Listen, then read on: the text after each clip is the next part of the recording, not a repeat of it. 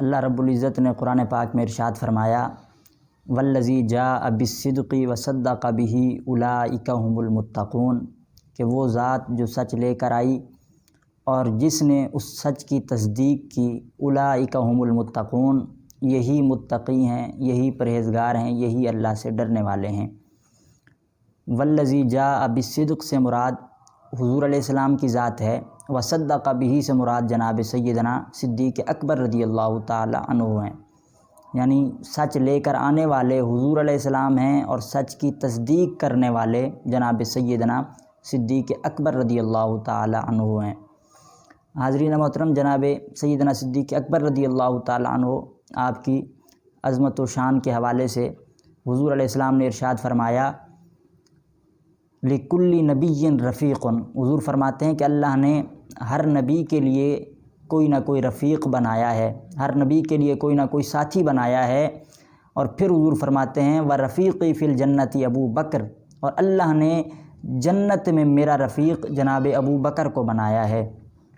اللہ نے جناب صدیق اکبر کو جنت میں میرا ساتھی بنایا ہے۔ یہ جناب سیدنا صدیق اکبر رضی اللہ تعالیٰ عنہ کی شان ہے کہ دنیا میں رہے تو حضور علیہ السلام کے ساتھی بن کر رہے، حضور علیہ السلام کے قریبی رہے،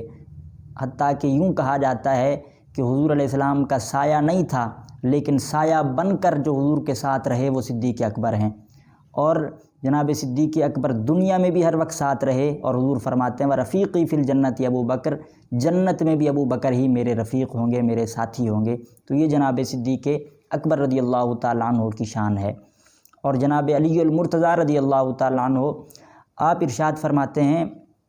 کہ ایک مرتبہ کفار قریش نے حضور علیہ السلام کو گھیر لیا اور حضور علیہ السلام کو تکلیف پہنچانے لگے، حضور کو اذیت پہنچانے لگے، اور زبان سے حضور علیہ السلام کو طعنے بھی دے رہے تھے۔ تو سب سے پہلے جس نے حضور علیہ السلام کا دفاع کیا وہ جناب سیدنا صدیق اکبر رضی اللہ تعالیٰ عنہ ہیں۔ جناب صدیق اکبر نے حضور کا دفاع کیا اور تمام کفار قریش کو دور کیا حضور علیہ السلام سے، اور تمام کفار قریش کو آپ نے وہاں خطاب کرتے ہوئے کہا کہ تم ایسے شخص کو قتل کرنا چاہتے ہو، ایسے شخص کو شہید کرنا چاہتے ہو کہ جو فقط یہ دعویٰ کرتا ہے کہ میرا رب اللہ ہے، جو اللہ وحدہ لا شریک کو ماننے والا ہے، تم اسے قتل کرنا چاہتے ہو۔ تمہیں شرم آنی چاہیے کہ تم ایسے شخص پر حملہ کر رہے ہو، ایسے شخص کو تکلیفیں دے رہے ہو۔ تو جناب علی المرتضیٰ رضی اللہ تعالیٰ عنہ جب یہ بات بیان فرما رہے تھے تو آپ کی چشمان مبارک سے اشک جاری ہو گئے، اور آپ فرماتے ہیں کہ اے لوگوں مجھے یہ بتاؤ کہ صدیق اکبر اعلیٰ ہیں یا آل فرعون کا مومن اعلیٰ ہے؟ اعلیٰ کون ہے، سب سے افضل کون ہے؟ وہ آل فرعون کا مومن اعلیٰ ہے یا پھر جناب صدیق اکبر اعلیٰ ہیں؟ اب یہاں رک کر فقط یہ بات عرض کرنا چاہوں گا کہ آل فرعون کا مومن کون ہے۔ آل فرعون کا مومن یہ وہ شخص تھا کہ جو جناب موسیٰ علیہ السلام پر ایمان لے آیا لیکن اس نے اپنے ایمان کو چھپائے رکھا، لوگوں پر ظاہر نہیں ہونے دیا کہ وہ ایمان لا چکا ہے۔ اور جب فرعون اور اس کے ساتھیوں نے جناب موسیٰ علیہ السلام کو قتل کرنے کا ارادہ کیا تو اس وقت اس شخص نے فرعونیوں سے کہا کہ تم ایسے شخص کو قتل کرنا چاہتے ہو کہ جو کہتا ہے کہ میرا رب اللہ ہے۔ اس چیز کو اللہ رب العزت نے قرآن پاک میں ارشاد فرمایا کہ قال رجل مؤمن من آل فرعون، کہ وہ شخص جو کہ آل فرعون میں سے مومن ہو گیا، ایمان لے آیا، لیکن وہ اپنے ایمان کو چھپائے رہتا تھا، اپنا ایمان ظاہر نہیں کرتا تھا۔ لیکن جب موسیٰ علیہ السلام کو قتل کرنے کا معاملہ آیا تو اس وقت اس شخص نے کہا کہ تم ایسے شخص کو قتل کرنا چاہتے ہو کہ جو کہتا ہے کہ میرا رب اللہ ہے۔ تو اب یہی ماجرا جو کہ آل فرعون کے مومن نے کیا تھا، اس نے کہا تھا کہ تم ایسے شخص کو قتل کرنا چاہتے ہو کہ جس کا دعویٰ ہے میرا رب اللہ ہے، وہی جملے ادھر صدیق اکبر نے کہے۔ اور مولا علی اس چیز کو بیان فرما رہے ہیں، اور مولا علی بیان فرماتے ہوئے پوچھ رہے ہیں بتاؤ کہ صدیق اکبر اعلیٰ ہیں یا وہ آل فرعون کا مومن اعلیٰ ہے؟ جب سارے سامعین خاموش رہے تو جناب علی المرتضیٰ فرماتے ہیں کہ آل فرعون کے جو مومن ہیں، آل فرعون کا وہ مومن اس کے 1000 لمحے صدیق اکبر کے ایک لمحے کے برابر بھی نہیں ہو سکتے۔ اللہ رب العزت نے ابو بکر کو جو شان عطا فرمائی ہے، آل فرعون کے مومن کے 1000 لمحے ابو بکر کے ایک لمحے کے برابر نہیں ہو سکتے۔ کیوں کیونکہ آل فرعون کا مومن اپنے ایمان کو چھپائے رکھتا تھا، اور جناب صدیق اکبر نے اپنے ایمان کا اعلانیہ اظہار کیا ہے۔ انہوں نے اپنے ایمان کو چھپا کر نہیں رکھا بلکہ اعلانیہ طور پر اپنے ایمان کو ظاہر فرمایا ہے۔ یہ جناب صدیق اکبر رضی اللہ تعالیٰ عنہ کی شان ہے کہ مولا علی فرماتے ہیں کہ آپ کا ایک لمحہ ایک طرف ہے اور آل فرعون کے مومن کے ہزاروں لمحات ایک طرف ہیں۔ اور ایک روایت اور عرض کرنا چاہوں گا کہ جناب فاروق اعظم رضی اللہ تعالیٰ عنہ آپ کے پاس ایک شخص آیا اور تعریف کرنے لگا اور کہنے لگا کہ اے عمر، میں نے آپ جیسا شخص نہیں دیکھا، اے عمر میں نے آج تک آپ جیسا شخص نہیں دیکھا۔ تو جناب فاروق اعظم رضی اللہ تعالیٰ عنہ آپ فرماتے ہیں یہ بتا کہ تو نے ابو بکر کو دیکھا ہے، تو نے جناب صدیق اکبر کو دیکھا ہے؟ تو اس نے کہا نہیں، میں نے نہیں دیکھا انہیں۔ تو جناب فاروق اعظم فرمانے لگے کہ اگر تو کہتا کہ ہاں میں نے صدیق اکبر کو دیکھا ہے تو میں تجھے آج کوڑے مرواتا، کہ ابو بکر جیسے شخص کو دیکھنے کے بعد بھی تو کہے کہ عمر تیرے جیسا نہیں دیکھا۔ پھر آپ فرماتے ہیں کہ ابو بکر کی شان یہ ہے یوم من ابی بکر خیر من آل عمر۔ اب یہ فاروق اعظم فرما رہے ہیں، فرماتے ہیں یوم من ابی بکر خیر من آل عمر، کہ ابو بکر کا ایک دن عمر کی پوری آل سے بہتر ہے۔ جناب صدیق اکبر کا ایک دن عمر کی آل سے بہتر ہے۔ یہ اللہ رب العزت نے جناب صدیق اکبر کو شان عطا فرمائی تھی۔ یہیں ایک اور آپ کے سامنے واقعہ عرض کرنا چاہوں گا کہ جناب سیدنا صدیق اکبر رضی اللہ تعالیٰ عنہ آپ حضور علیہ السلام کی بارگاہ میں حاضر ہوئے، عرض کرتے ہیں یا رسول اللہ مجھے اجازت عطا فرمائیں، میں لوگوں کو اسلام کی دعوت دینا چاہتا ہوں، اسلام کی طرف بلانا چاہتا ہوں، خطبہ دینا چاہتا ہوں، اعلانیہ طور پر لوگوں کو اسلام کی دعوت دینا چاہتا ہوں۔ ابھی 40 کے قریب مسلمان نہیں ہوئے تھے، اور مسلمان جو ہو چکے تھے وہ بھی اعلانیہ طور پر اسلام کی تبلیغ، اسلام کی دعوت نہیں دے رہے تھے۔ تو جناب صدیق اکبر نے عرض کیا رسول اللہ مجھے اجازت عطا فرمائیں، میں اعلانیہ طور پر لوگوں کو بلانا چاہتا ہوں اسلام کی طرف۔ تو حضور نے اجازت عطا فرمائی اور جناب صدیق اکبر نے اعلانیہ طور پر خطاب کیا، لوگوں کو اسلام کی دعوت دی، حضور موجود تھے۔ یہی وجہ ہے کہ کہا جاتا ہے کہ اسلام کی دعوت کے لحاظ سے، اسلام کی تبلیغ کے لحاظ سے سب سے پہلے خطیب جناب صدیق اکبر ہیں۔ اعلانیہ طور پر آپ نے لوگوں کو اسلام کی دعوت دی۔ اب آپ لوگوں کو اسلام کی دعوت دینے کے لیے کھڑے ہوتے ہیں، حضور علیہ السلام بھی اس مجلس میں موجود ہیں۔ جیسے آپ اسلام کی دعوت کا پیغام شروع کرتے ہیں تو لوگ کھڑے ہو جاتے ہیں، کفار آپ کو تکلیف دینا شروع کرتے ہیں، آپ پر تشدد شروع کرتے ہیں، حتیٰ کہ اس قدر آپ پر ظلم کیا جاتا ہے کہ آپ کا چہرہ اتنا زخمی ہو جاتا ہے کہ پہچاننے میں نہیں آتا۔ اس قدر تکلیفیں دی گئی کہ آپ کا چہرہ اب پہچاننے میں نہیں آ رہا، اور آپ اس تکلیف کی وجہ سے بے ہوش ہو جاتے ہیں۔ گھر والے آپ کو اٹھا کر گھر لاتے ہیں، اور جب آپ کو ہوش آتا ہے تو اب ہوش آتے ہی پہلا جملہ زخمی حالت ہے، چہرہ بگڑ چکا ہے، پہچاننے میں نہیں آ رہا زخموں کی وجہ سے، لیکن جیسے ہی ہوش آیا تو پہلا جملہ یہ تھا کہ بتاؤ میرے محبوب کس حال میں ہیں، بتاؤ میرے محبوب کس حال میں ہے۔ تو جب آپ نے یہ جملے کہے تو پورا خاندان چھوڑ کر چلا گیا، کہا کہ جس کی وجہ سے یہ تکلیفیں تجھے آئی ہیں پھر بھی اسی کا نام لیتا ہے۔ سارے گھر والے چھوڑ کر چلے گئے تو والدہ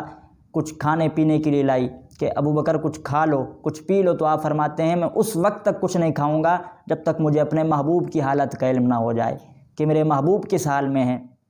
تو آپ نے اپنی والدہ کو بھیجا کہ جاؤ جناب فاروق اعظم رضی اللہ تعالیٰ عنہ ان کی ہمشیرہ سے جا کر پوچھو کہ حضور علیہ السلام کس حالت میں ہے، کیونکہ ابھی تک فاروق اعظم رضی اللہ تعالیٰ عنہ آپ نے اسلام قبول نہیں کیا تھا، لیکن ان کی ہمشیرہ وہ اسلام قبول کر چکی تھیں۔ تو جناب صدیق اکبر کی والدہ جاتی ہیں جناب فاروق اعظم کی ہمشیرہ کے گھر، ان سے پوچھتی ہیں کہ بتاؤ حضور علیہ السلام کس حال میں ہیں۔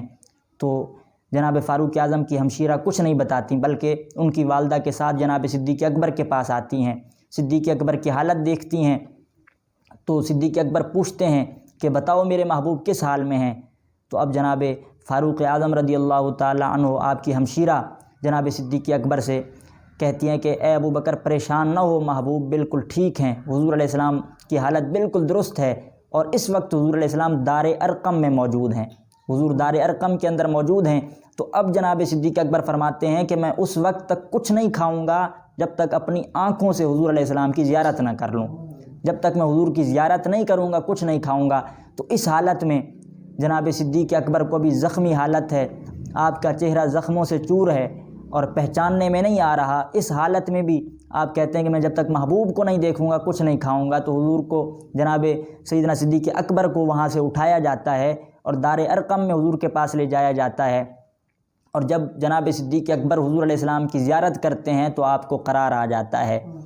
یہاں مجھے وہ شعر یاد آ رہا ہے کہ کہا جاتا ہے کہ پروانے کو چراغ، بلبل کو پھول، بس صدیق کے لیے ہے خدا کا رسول بس۔ آپ کہتے ہیں کہ مجھے حضور علیہ السلام کے پاس لے جاؤ، آپ کو حضور علیہ السلام کے پاس لے جایا گیا، تب جا کے آپ کو چین آیا۔ یہ جناب سیدنا صدیق اکبر رضی اللہ تعالیٰ عنہ، آپ کی حضور علیہ السلام سے محبت تھی کہ آپ نے اتنی تکلیفیں برداشت کیں تو حضور علیہ السلام کی خاطر، اور جب حضور علیہ السلام نے فرمایا کہ مجھے آج تک کسی کے مال نے اتنا نفع نہیں پہنچایا جتنا ابو بکر کے مال نے نفع پہنچایا ہے، تو یہ جملے جب صدیق اکبر نے سنے تو آپ کی چشمان مبارک سے اشک جاری ہو گئے۔ عرض کرتے ہیں یا رسول اللہ میرا مال اور میری جان یہ آپ ہی کے لیے تو ہے، یا رسول اللہ میرا مال بھی آپ پر قربان ہے، میری جان بھی آپ پر قربان ہے۔ اور جناب سیدنا صدیق اکبر رضی اللہ تعالیٰ عنہ جب آپ کا آخری وقت آیا تو اس وقت آپ نے جناب علی المرتضیٰ رضی اللہ تعالیٰ عنہ آپ کو یہ وصیت فرمائی کہ اے علی مجھے اسی برتن سے تم نے غسل دینا ہے جس برتن سے تم نے رسول اللہ صلی اللہ علیہ وسلم کو غسل دیا تھا، مجھے اسی برتن سے غسل دینا ہے۔ تو پھر آپ فرماتے ہیں کہ جب مجھے غسل دے دیا جائے تو اس کے بعد مجھے حضور علیہ السلام کے روضہ مبارک کے سامنے پیش کرنا اور جا کر حضور سے عرض کرنا کہ یا رسول اللہ آپ کا غلام حاضر ہے، اگر اجازت عطا فرمائیں تو آپ کے ساتھ اسے ہم دفن کر دیتے ہیں، آپ کی بارگاہ میں پیش کر دیتے ہیں، اگر اجازت مل جائے تو ٹھیک ہے، اگر اجازت نہ ملے تو جنت البقیع میں دفن کر دینا۔ جناب سیدنا صدیق اکبر کے وصال کے بعد وصیت کے مطابق آپ کو روضہ رسول کے سامنے لایا گیا اور یہی عرض کیا گیا رسول اللہ غلام حاضر ہے، اگر اجازت ہو تو آپ کی بارگاہ میں پیش کر دیتے ہیں ورنہ جنت البقیع میں لے جاتے ہیں۔ تو اس وقت حضور علیہ السلام کے روضہ مبارکہ سے آواز آئی ادخل الحبیب الی الحبیب، کہ یار کو یار کے ساتھ ملا دو، حبیب کو حبیب کے ساتھ ملا دو۔ یہ جناب سیدنا صدیق اکبر رضی اللہ تعالیٰ عنہ آپ کا حضور علیہ السلام کی بارگاہ میں مقام تھا کہ دنیا میں رہے تو حضور کے ساتھ رہے، اور جب مزار کی باری آئی، جب قبر کی بات آئی تو اس وقت بھی حضور علیہ السلام کی معیت میں رہے۔ اور میں یہاں آخری بات ایک عرض کرنا چاہوں گا کہ جب جناب صدیق اکبر حضور علیہ السلام کے ساتھ غار ثور میں موجود تھے تو اس وقت غار کے باہر کبوتروں نے آ کر گھونسلے بنا دیے اور انڈے دینا شروع کر دیے تاکہ اگر کوئی کفار آئیں غار کی طرف تو دیکھیں کہ یہ غار تو بہت پرانی ہے، اس کے اندر کوئی داخل نہیں ہوا۔ تو علماء کرام نے لکھا ہے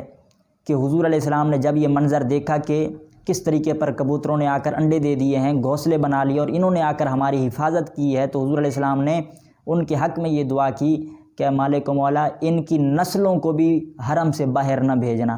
ان کی نسلوں کو بھی حرم کا مقیم کر دے۔ آج مکہ و مدینہ کے اندر جو ہمیں کبوتر نظر آ رہے ہیں یہ اسی کبوتروں کی نسل میں سے ہیں کہ جنہوں نے حضور علیہ السلام کی غار کے باہر پہرا دیا تھا حضور کی ناموس پر۔ تو حاضرین محترم، جن کبوتروں نے حضور علیہ السلام کے غار کے باہر پہرا دیا تھا وہ آج مزار کے باہر فیض حاصل کر رہے ہیں، اور جس صدیق اکبر نے غار کے اندر پہرا دیا تھا وہ آج مزار کے اندر فیض حاصل کر رہا ہے۔ تو جناب سیدنا صدیق اکبر رضی اللہ تعالیٰ عنہ آپ کو اللہ تعالیٰ نے حضور علیہ السلام کی بارگاہ میں ایسا قرب عطا فرمایا۔ دعا ہے رب کائنات کی بارگاہ میں مولا کریم حضور علیہ السلام کے اس عاشق صادق کی محبت ہمارے دلوں میں اسی طریقے پر سلامت رکھے۔